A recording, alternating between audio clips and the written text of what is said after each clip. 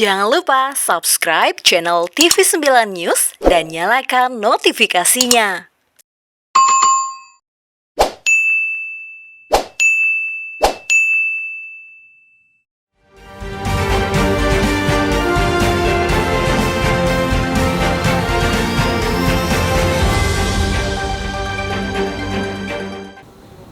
Oke, kita lanjutkan teman-teman. Kalau tadi kan kita reses DPR itu dari tanggal 13 sampai dengan 20 Februari. Ya, betul.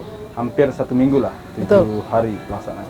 Apa saja yang bisa diserap dari aspirasi masyarakat terutama di Dapil? Jadi selama saya menjabat sebagai anggota DPRD ini, Mas Afif ya, sudah mungkin kurang lebih sekitar 4 kali reses sama yang kemarin. Dan permasalahan di Kabupaten Lombok Barat ini hampir sama. Dari tahun ke tahun. Dari tahun ke tahun. Pertama ini yang menjadi serapan yang tetap tidak pernah berubah isunya adalah masalah sampah. Jadi pengelolaan dan pemberdayaan sampah ini dari ujung utara Kabupaten Lombok Barat sampai dengan ujung selatan Kabupaten Lombok Barat. Sampah ini menjadi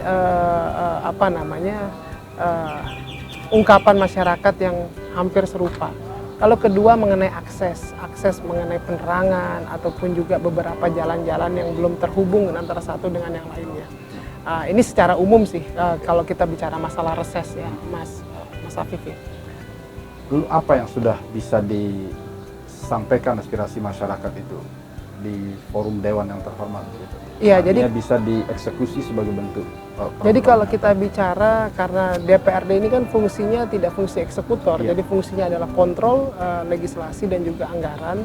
Ya tentu kita menyampaikan kepada pimpinan daerah, dalam hal ini kepala daerah, dan juga kita teruskan informasi ini kepada kepala daerah di tingkat kabupaten. Ya kalau kami hanya bisa memberikan, membagi alokasi ini tentu dari pokok-pokok pikiran yang telah kami serap. Tidak bisa banyak kita tutupi karena kita cara menyelesaikannya itu kan secara parsial. Harusnya pemerintah dalam hal ini bisa memiliki skema besar ya, blueprint bagaimana kemudian kita menyelesaikan problem-problem sampah, terlebih kita ini kan di daerah wisata gitu Mas Afif ya. Terlebih kita ini kan ya dalam tanda kutip nih, daerah kita Lombok Barat ini kan sebagai tempat sampah karena Kota Mataram. Iya betul. Termasuk membuang sampahnya ke kita di Kebon Kongok begitu. Kita tahu bahwa program pemerintah Provinsi Nusa Tenggara Barat ada namanya program yang cita-citanya mulia sebenarnya, program Zero Waste. Tapi belakangan banyak kemudian baik itu aktivis lingkungan yang kemudian mulai mempertanyakan dan mengkritik bagaimana sebenarnya progres dari penanganan sampah yang ada di Provinsi Nusa Tenggara Barat ini.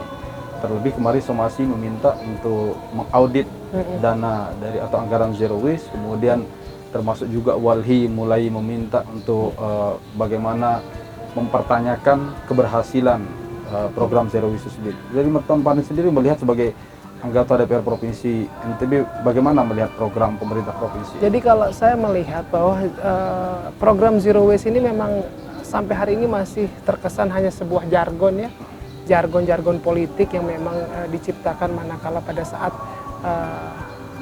pilkada gubernur kemarin.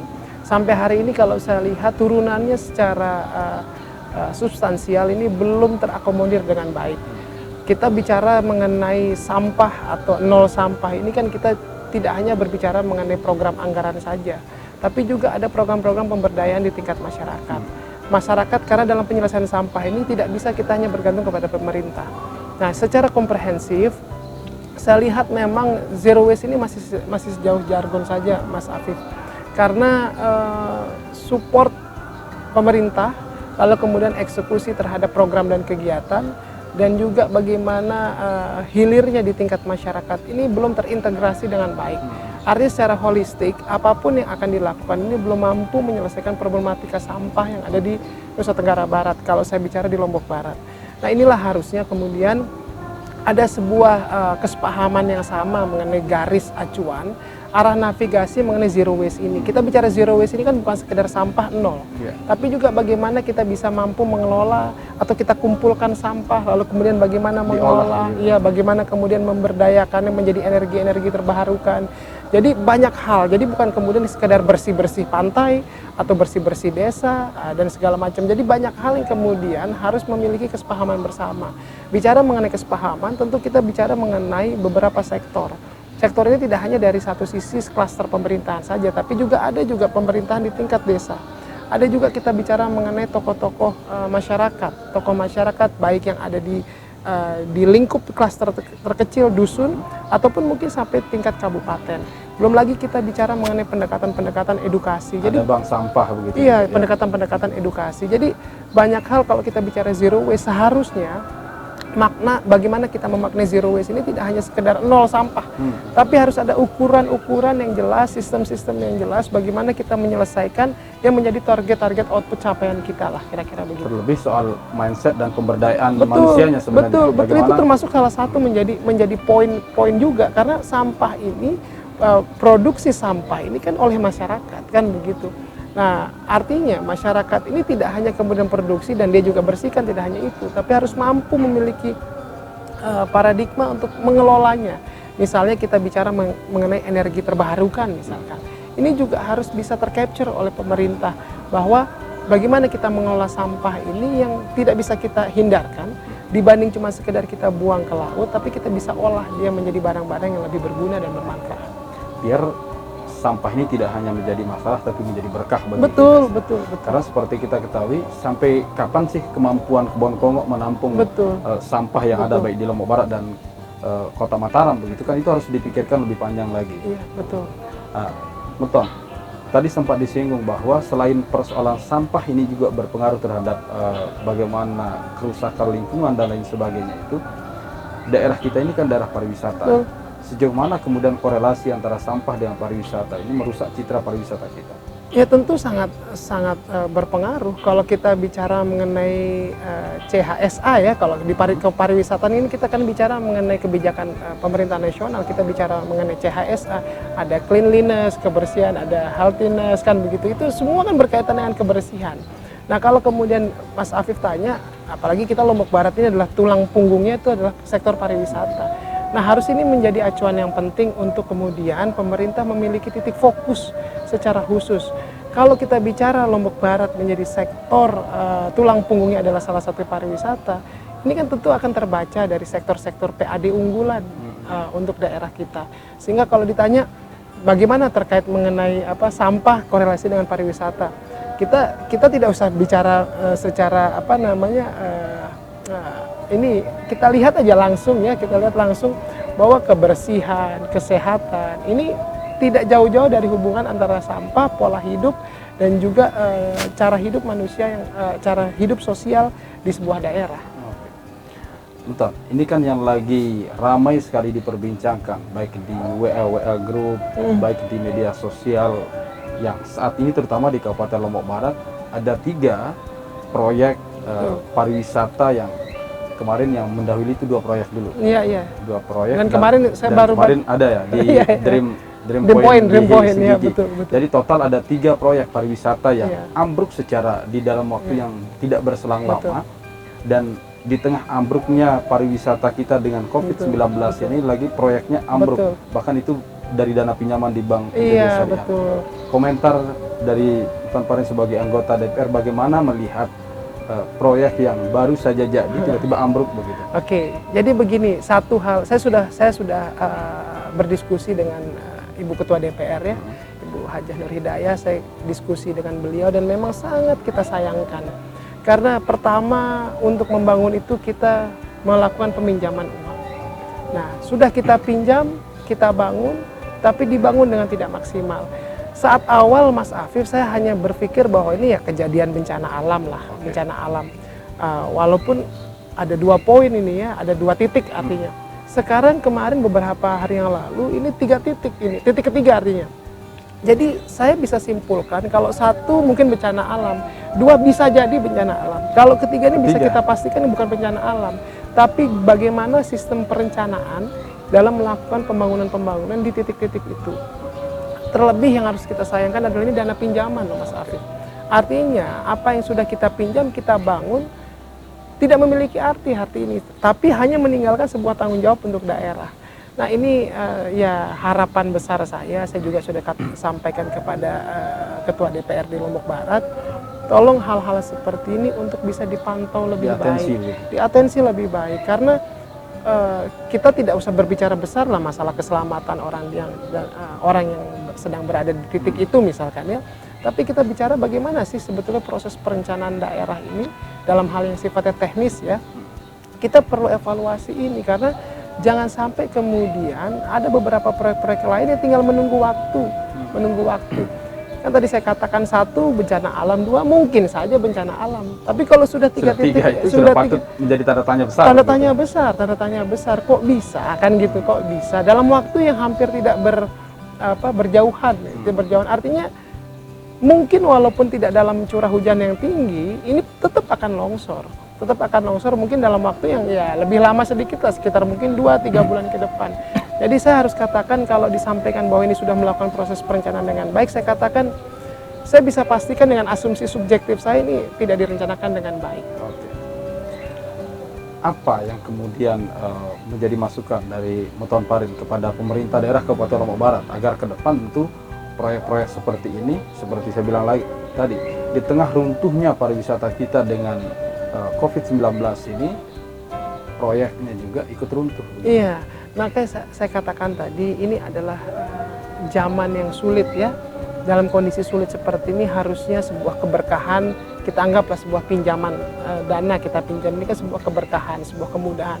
Harusnya dilakukan langkah-langkah yang maksimal. Dalam pembangunan jangan asal-asalan. Apalagi sektor pariwisata kita ini adalah sektor unggulan untuk di PAD Kabupaten Lombok Barat. Tidak main-main loh, di angka sekitar 40,5% bahwa PAD Lombok Barat yang sebesar 274 miliar ini ditopang dari sektor pariwisata. Harusnya ya kita bicara anggaran-anggaran ini. Anggaran-anggaran ini kalau memang dimanfaatkan secara maksimal harusnya dapat memberikan kebermanfaatan yang lebih luas untuk masyarakat yang ada di Lombok Barat. Jadi saya berharap betul dalam hal ini tentu ya karena pemimpin kita adalah kepala daerah kita adalah bupati dan wakil bupati, tentu untuk tolonglah kita berikan atensi yang lebih khusus dan fokus. Mungkin saya tidak katakan ini kesalahannya bisa kita berikan ke bupati. Dalam hal ini bupati tentu tidak bisa mengkontrol ini secara umum, secara langsung, secara detail. Tapi harusnya Pak Bupati bisa melihat ini bahwa ya tadi saya katakan 1 mungkin bencana, 2 mungkin saja bencana, tapi kalau ketiga bukan bencana. Nah artinya kalau sudah 1, 2, 3 ini dilalui, ya harusnya kepala daerah kita, Pak Bupati, harus benar-benar fokus dalam melakukan evaluasi. Evaluasi terhadap apa? Ya tentu terhadap kinerja-kinerja strategis dan teknis dari OPD, ataupun juga memantau secara khusus para pekerja yang diberikan amanah sebagai para kontraktor ya, untuk melakukan pembangunan ini. Karena ini bisa dijadikan sebagai contoh kecil yang kebetulan dia terlihat gitu ya. Kebetulan terlihat. Bisa jadi ada contoh-contoh besar yang kita tidak lihat, yang mungkin secara kasat mata dia memiliki kebermanfaatan secara kasat mata, tapi secara tidak langsung atau mungkin jangka panjang, secara pelaksanaan secara jangka panjang bisa saja bermasalah dan merugikan masyarakat. Nah ini ya ini saya yakin ini contoh kecil lah Mas Afif ya. Oke. Meton, kalau dilihat sekarang kan kasus ini sudah ditangani oleh Polda. Iya. Ya. Proses hukum sedang berjalan. Apa yang ingin disampaikan? Kita tentu berharap tidak ingin peristiwa atau kasus ini terulang kembali, karena kita punya catatan kelam kemarin di Kadis Pariwisata kita. Ya, jadi begini, kalau saya secara pribadi Mas Afif, saya selalu meyakini bahwa manusia ini tidak ada yang sempurna. Memiliki ruang-ruang kesalahan yang mungkin cukup besar. Dalam hal ini kita katakan mungkin ada kehilafan. Nah dalam konteks kehilafan ini ya tentu saya harapkan karena pemimpin tertinggi kita adalah bupati gitu ya, secara politis maupun secara administrasi ketatanegaraan adalah bupati. Dalam hal ini bupati harus memiliki concern yang penuh terhadap kasus-kasus yang sedang terjadi hari ini. Ya saya harapkan memang tidak sampai dalam masuk ke APH ya, ke APH. Tapi dalam hal ini kalau bupati memang melihat bahwa kecenderungan ini ada distorsi-distorsi dalam pelaksanaan, perencanaan ataupun penganggaran, bupati juga harus berani berteriak. Karena bagaimanapun juga uang-uang yang dicairkan untuk membangun ini adalah uang-uang yang juga berasal dari masyarakat. Walaupun kita bicara mengenai pinjaman, pembayaran pinjaman ini juga berasal dari pajak-pajak retribusi dari masyarakat. Artinya kepala daerah dalam hal ini harus berani untuk berdiri mengatakan yang salah itu salah, yang benar itu benar. Nah, ada sisi-sisi yang kita katakan, tadi saya katakan bahwa manusia ini tidak terlepas dari khilaf. Kita katakan anggaplah OPD teknis ya, Dinas Pariwisata. Bupati harus mampu mengukur kalau memang ini adalah kesalahan yang human error gitu ya, human error ya ini harus segera didorong kepada tindakan-tindakan penyidikan tingkat lanjut. Tapi kalau misalnya ini adalah instrumen error kan gitu, ya bupati harus mampu mengevaluasi. Kenapa saya katakan kalau instrumen error tadi saya katakan, mungkin ini contoh kecil, ada contoh-contoh besar yang lainnya. Nah inilah bupati harus kemudian fokus melakukan eksaminasi terhadap permasalahan yang terjadi, nilai dia, evaluasi dia. Kalau human error berarti kan secara kesengajaan ini. Dorong ke tindakan lanjut penyidikan. Tapi kalau instrumen error, nah ini bisa menjadi bahan evaluasi untuk perbaikan mengenai proses perencanaan pembangunan dan penganggaran ke depannya. Pertanyaan pamungkas ya, pertanyaan terakhir. Ya.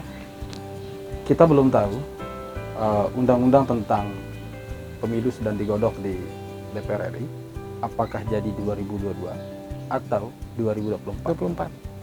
Tuan Farid ini sebagai seorang yang pernah bertarung di Pilbub kemarin dan kalah, kini tengah disorot sebagai salah satu tokoh muda sangat potensial untuk maju di 2004. Sudah kepikiran ke arah sana atau sudah memantapkan niat dengan sejumlah posisi yang kini sangat memuluskan ke depan di 2024 itu untuk menjadi seorang calon Bupati Lombok Barat? Jadi gini, kalau misalnya saya ditanya Mas Afif seperti itu ya, ini bukan retorika. Hal pertama yang hari ini saya lakukan adalah saya tetap fokus terhadap tugas dan fungsi saya di DPR.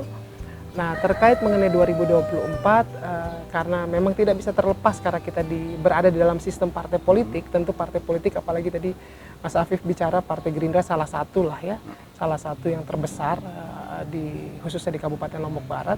Tentu partai politik dalam hal ini pimpinan partai di nasional itu juga menginginkan ada kader-kader yang maju lah, maju dalam perhelatan pentas demokrasi ke depan. Saya pahami pasti nanti Mas Afif akan bertanya, kan gitu, kira-kira bagaimana kader dan selanjutnya kan? Kalau di Partai Gerindra ini, alhamdulillah saya bersama teman-teman fraksi Gerindra, pengurus Partai Gerindra di tingkat kabupaten, kita terbuka dalam komunikasi dan pembicaraan ini. Dan yang penting bagi kami adalah, yang terpenting Partai Gerindra ya, dalam hal ini Partai Gerindra ya harus turut dan masuk dalam perhelatan pentas demokrasi ke depan. Manakala siapa yang akan dijadikan wakil, karena kita partai komando ya, yang dijadikan representasi lah dari partai, ya tentu kita serahkan kepada pusat. Meskipun memang penentuan siapa kader yang akan maju di Pilbub 2024 itu tergantung pusat, tapi kalau kita lihat dari sisi kriteria dan persyaratan sebagai ketua DPC Partai Gerindra Kabupaten Lombok Barat, kemudian sebagai ketua fraksi di DPR Provinsi, saya yakin semua masyarakat ataupun orang-orang yang memiliki penerawangan tentang politik pasti ini arahnya sudah jelas. Siapa yang akan didorong oleh Partai Gerindra di 2024 itu. Jadi ya memang kalau secara infrastruktur kan sekarang sudah kuat. Secara sudah coretan kertas itu ya, memang kita mudah untuk kita simpulkan sebuah hipotesa. Tadi katakan Mas Afif, ketua partai sudah, ketua fraksi sudah gitu ya. Secara hitungan kertas ya mungkin kita mudah untuk menghipotesis itu. Tapi sekali lagi Mas Afif, di Partai Gerindra khususnya di Kabupaten Lombok Barat ini kita memiliki beberapa kader ya, kader senior, ada yang senior yang memang sudah berkarir ini dari bawah untuk maju di pilkada sebagai calon lah ya, calon pilkada di 2024. Ya ini tentu pertimbangan DPP, karena DPP ini pasti mempertimbangkan kan tidak dalam kacamata kuda kan, pasti banyak pertimbangan. Kalau di atas kertas tadi Mas Afif katakan ya, secara infrastruktur sudah ini sudah memenuhi lah kira-kira gitu ya. Tapi saya yakin nanti akan ada keputusan yang komprehensif, yang secara holistik kita putuskan apakah Partai Gerindra akan turut serta gitu ya, turut serta. Lalu kedua, kalau memang turut serta, siapa yang akan mewakilinya. Nah, apakah kita berada di sebagai calon bupati atau calon wakil bupati. Yang jelas hari ini Partai Gerindra memiliki banyak kader-kader ya. Ya kita tidak usah bicara di luar, tapi kita bicara di internal fraksi saja. ada kader senior kita juga di sana. Dan saya secara pribadi walaupun pimpinan partai, walaupun ketua partai, saya tetap melakukan komunikasi pendekatan bahwa sekali lagi ini bukan cuma sekedar jadi bupati, bukan sekedar jadi wakil bupati, tapi kita bicara ini membangun daerah. Dan membangun daerah ini butuh kebersamaan. Kalau dari hari ini sudah ada rasa ketidaksepahaman hanya demi sebuah kepentingan politik, maka yang terjadi ke depan tentu membangun ini juga tidak bisa secara sinergis, Mas Afif. Nah, inilah yang terpenting buat saya hari ini adalah membangun sebuah rasa kebersamaan. Kita punya tujuan besar, tujuan politik, kita juga punya tujuan personal. Nah, tujuan personal ini yang harus kita combine dengan tujuan-tujuan politik kita, agar jangan sampai kita punya mimpi besar politik gitu ya, Partai Gerindra ke depan akan menjadi bupati dan sebagainya, tapi karena tujuan personal kita yang kemudian tidak selaras, ini bahkan bisa meruntuhkan tujuan politik kita ke depan. Ada tujuan personal, ada tujuan politik. Iya. Kalau secara tujuan personal, ada niat atau tidak dari Mas Farid? Dijawab cukup iya atau tidak untuk menjadi calon bupati ke depan. Ada dua pilihan. Kalau iya atau tidak agak sulit ini menjawab, Mas ya. Tapi insya Allah saya secara pribadi, insya Allah apa yang menjadi sebuah tujuan kebersamaan itu akan saya junjung tinggi. Itu insya Allah. Baik. Terima kasih. Terima kasih banyak Mas hari Afif. ini. Terima kasih banyak. Ya, baik. Mirsa, itu dia perbincangan kami bersama Ketua DPC Partai Gerindra Kabupaten Lombok Barat dan Ketua Fraksi Partai Gerindra di DPRD Provinsi Nusa Tenggara Barat. Tentu ke depan atau minggu depan kita akan hadirkan tokoh-tokoh. Siapa tokoh-tokoh berikutnya? Tetap saksikan di special interview setiap hari Jumat pukul 16.00 kita. Sampai jumpa.